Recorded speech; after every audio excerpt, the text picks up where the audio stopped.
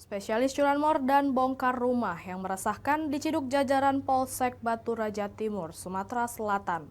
Hasil pengembangan polisi mengungkap jika pelaku membuat sendiri alat untuk melancarkan aksi berupa kunci letter T.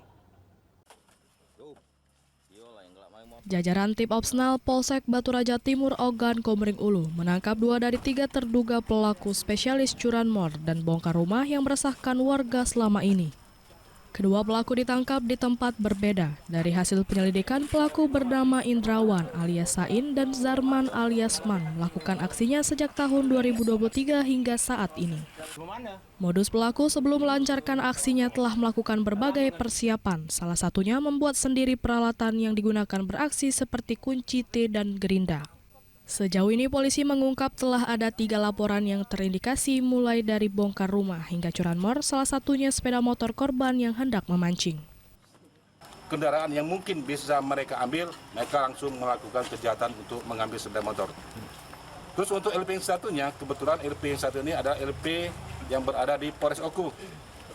Yang mana saat itu kejadian modusnya ketika korban sedang memancing. Jadi motor ditinggal jauh dari korban. Dan para pelaku mengambil sepeda motor dengan lumayan leluasa. Ambil motor di lama, Pak. Udah lama berapa? Sekitar 3 menit lah. 3 menit langsung dapat kayak itu. Aku nunggu di pucuk motor. Kunci itu punya siapa? Punya kunci itu. Buat sendiri itu. Buat sendiri. Buat sendiri. Di mana? Dari tangan pelaku, polisi mengamankan 3 unit sepeda motor, 3 buah kunci T, handphone, serta surat kendaraan. Dari Ogan Komering Ulu, Widori Agustino, iNews melaporkan.